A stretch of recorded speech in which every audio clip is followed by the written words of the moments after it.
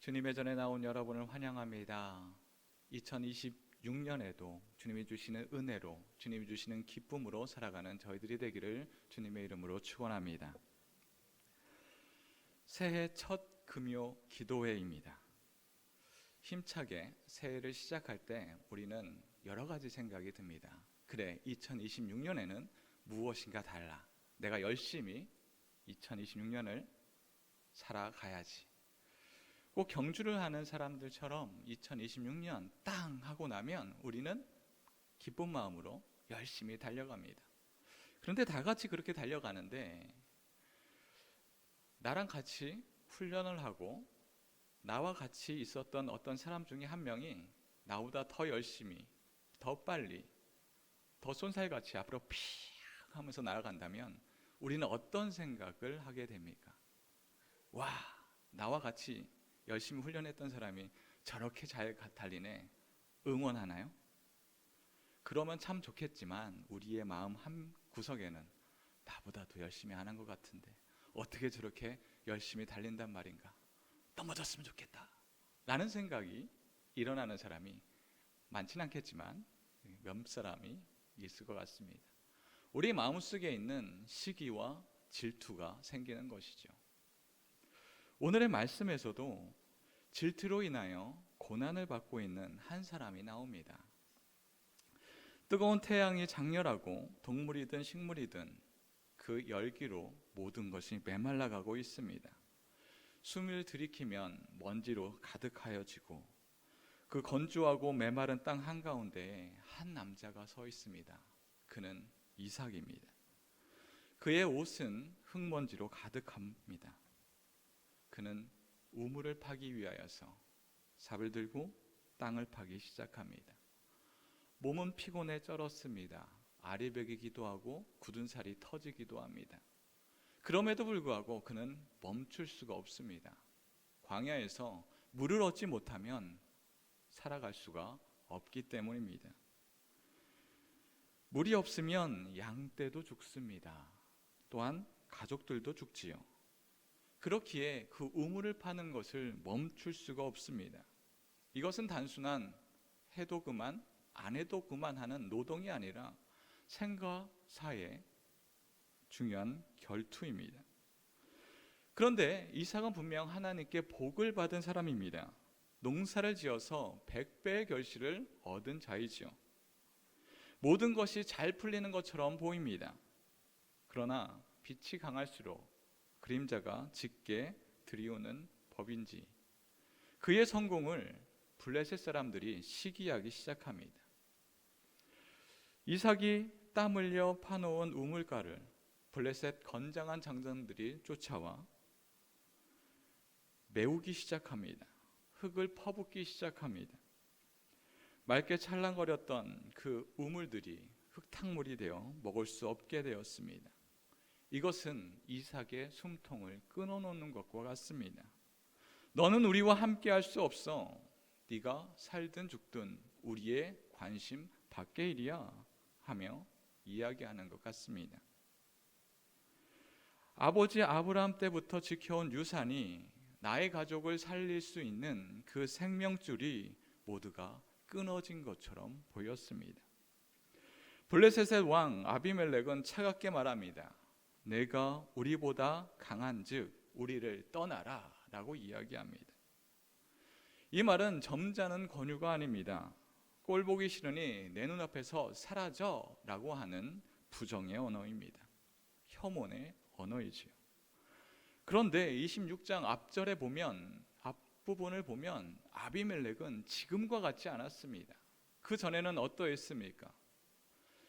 이삭과 이삭의 아내를 범하는 자는 죽으리라 하며 이삭을 보호했던 자입니다. 그러나 한두 절 사이에 아비멜렉은 싹 달라졌습니다. 왜냐하면 하나님께 복을 받아 100배의 결실을 얻었기 때문입니다. 그 전에 이삭은 약자처럼 보였습니다. 그러나 그가 강성해지니 블레셋 왕 아비멜렉은 그를 시기하기 시작합니다.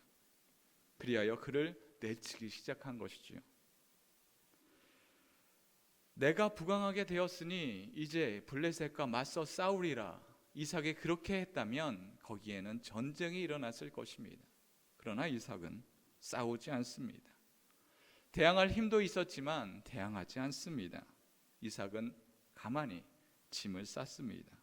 그리고 쫓겨나듯 그곳에서 나아갑니다. 밀려난 그곳에서 다시 생명을 담보하는 우물을 파기 시작합니다. 다시금 삽을 들고 깊게 물을 얻기 위하여서 고생을 합니다. 그렇게 고생을 해서 다시 물이 나오기 시작합니다. 그래 이제 살았구나 하며 기쁨에 찬 그때에 그랄의 목자들이 달려옵니다. 이 우물은 우리의 것이다. 멱살을 잡고 소리를 칩니다. 나의 것을 무엇을 하고 있느냐? 이삭은 그 우물의 이름을 에색이라고 합니다. 다툼이 있었다는 것이죠. 또 다른 곳으로 가서 우물을 파기 시작합니다. 거기에서 또 물을 얻었습니다. 얼마나 기쁩니까? 그래, 하나님이 함께 하셔. 그런데 또 블레셋 사람들이 와서 다투기 시작합니다. 살기 어린 눈빛으로 날카로운 욕설들이 난무하며 대적합니다. 그러자 이삭은 그 우물을 신나 대적하였다라고 부르며 고개를 떨굽니다. 이삭의 심정을 한번 상상해 보십시오. 우물을 파면 빼앗기고 일어서면 밀려나는 삶. 나는 왜 이곳에서 살 수 없는가? 하나님이 분명 이곳에서 살라라고 명령했는데 블레셋 사람들은 나를 받아주지 않고 나를 죽이려고 하고 나를 바깥으로 계속해서 밀려 내보내게 합니다. 나의 수고는 헛수고가 됩니다. 내가 이렇게 살아가는 것이 과연 맞는 것인가? 그는 부자가 되었지만 여전히 혼자였고 여전히 쫓겨남의 연속입니다. 이삭이 마주하고 있는 삶이 바로 오늘의 절망이었습니다. 이 고달골짜기의 거부와 멸시의 시선, 오늘 우리가 살아가는 이 땅에서도 비슷하게 나타나곤 합니다. 이삭이 겪었던 그 억울함과 박탈감, 낯선 이야기가 아니고 우리가 겪고 있는 이야기들입니다. 우리도 각자 우물을 파며 살아갑니다. 어떤 분에게 우물은 직장입니다. 남들보다 일찍 출근하고 늦게 퇴근하면서 열심을 다하여서 나의 청춘과 열정을 다해 우물을 팝니다. 그런데 어느 날 구조조정이라는 그런 일로 인하여서 내가 열심히 파나온 그 우물들을 메워버립니다. 혹은 사내 정치라는 그런 것으로 인하여서 내가 열심히 읽어놓은 모든 것들이 숲으로 돌아가기도 합니다. 또한 내가 밤새워 읽어낸 성과가 다른 사람들의 성과로 뒤집어지기도 합니다. 이런 상황들을 보며 나는 항변하고 싶습니다. 그러나 억울하면 떠나라 라는 냉소의 말만 있을 뿐입니다. 어떤 분에게 우물은 자녀일 수 있습니다. 내 모든 것을 쏟아부어 이 자녀가 잘 되기만을 바랍니다. 그런데 자녀가 내 뜻대로 되지 않습니다. 세상의 유혹이 혹은 알 수 없는 갈등들이 가정에서 일어나기 시작합니다. 소통의 우물들이 막혀버린 가정에서 우리는 에색과 같은 다툼이 반복되는 것을 보게 됩니다. 사업하시는 분들은 더 절실하지요. 불경기 속에서 어떻게 살아보려고 발버둥을 쳐서 새로운 거리처를 뚫어 놓으면 또 다른 경쟁자가 나타납니다. 그리하여 순식간에 그 우물을 빼앗아 갑니다. 세상은 냉정합니다. 우리가 강해지는 것을 볼 수 없다 하는 것처럼 우리에게 싸늘한 시선을 계속해서 줍니다. 이 땅에 사는 것이 제로섬 게임의 판처럼 느껴집니다. 누군가 웃으려면 누군가는 울어야 하는 세상 속에서 내 밥그릇을 지키기 위하여서 누군가를 밀어내야만 하는 고독한 싸움, 그것을 하고 있는 것은 아닌지 모르겠습니다. 이제는 싸울 힘도 없습니다. 열심히 살면 살수록 내 마음속에 생채기가 남을 뿐입니다. 오늘 이 자리에 앉아 계신 우리들의 마음속에도 지나간 우리의 상처들이 보입니다. 내가 열심을 다하여 사람과의 관계를 맺고, 내가 열심을 다하여 자녀들을 교육시켰고, 내가 열심을 다하여서 직장의 모든 것을 헌신하였는데 그 모든 것이 거부당했을 때 우리는 외로움의 벼랑 끝에 내몰리는 듯한 느낌을 받게 됩니다. 하지만 하나님은 그런 우리들에게, 그런 이삭에게 아무것도 하지 않는 그런 냉소의 눈빛을 보내지 않습니다. 하나님은 이삭을 통하여서 새로운 것을 계획하고 계셨습니다. 이삭이 그토록 억울하게 쫓겨나고 바보처럼 밀려나는 그때 그 결과가 어떻습니까? 그가 굶어 죽었을까요? 그가 망했을까요? 그렇지 않습니다. 놀랍게도 이삭이 다투지 않고 자리를 옮겨 또다시 우물을 팠을 때 성경은 이렇게 기록합니다. 오늘 말씀 22절 말씀입니다. 이삭이 거기서 옮겨 다른 우물을 팠더니 그들이 다투지 아니하였으므로 그 이름을 르호봇이라 하며 이르되 이제는 여호와께서 우리를 위하여 넓게 하셨으니 이 땅에서 우리가 번성하리로다 하였더라. 하나님은 이삭이 에색을 잃었을 때 신나를 예배하십니다. 또한 신나마저 잃었을 때 다툼이 없는 땅 르호봇을 준비하고 계십니다. 이삭이 우물을 판 것은 이삭의 손이었지만 그 우물을 물로 채우신 것은 하나님이십니다. 넓은 곳으로 인도하신 분, 그분이 바로 하나님이십니다. 이삭이 힘이 없어서 물러난 것이 아닙니다. 그는 알았습니다. 내 인생의 우물은 흙더미 안에 있는 그런 물이 아니라 만물의 근원 되신 하나님이 있다. 그 믿음이 있었기에 그는 싸우지 않을 수 있었습니다. 그러자 이삭은 다툼과 대적을 넘어 자리를 넓은 르호봇을 만나게 됩니다. 얼마나 큰 은혜입니까? 기쁨입니까? 르호봇을 만나게 된 큰 기쁨. 하지만 하나님께서 준비하신 것은 르호봇에서 멈추지 않습니다. 하나님이 주신 최고의 선물은 넓은 땅이나 우물이 아닙니다. 이삭이 르호봇을 지나 약속의 땅 경계인 브엘세바에 이르렀을 때 쫓겨다니며 지친 이삭에게 찾아와 말씀하십니다. 24절 말씀입니다. 그 밤에 여호와께서 그에게 나타나 이르시되 나는 내 아버지 아브라함의 하나님이니 두려워하지 말라. 내 종 아브라함을 위하여 내가 너와 함께 있어 내게 복을 주어 내 자손이 번성하게 하리라 하신지라. 이 음성을 듣는 순간 이삭의 마음이 어떠했습니까? 나는 혼자가 아니구나. 하나님이 함께 하신다고 했는데 그것이 말뿐인 것이 아니라 나와 함께 하셨구나. 주님께서 나를 위하여 예비하고 계셨구나. 그것을 느끼게 됐습니다. 하나님은 이삭에게 더 많은 우물을 준비하겠다 말하지 않습니다. 내가 너와 함께 하겠다라고 하셨습니다.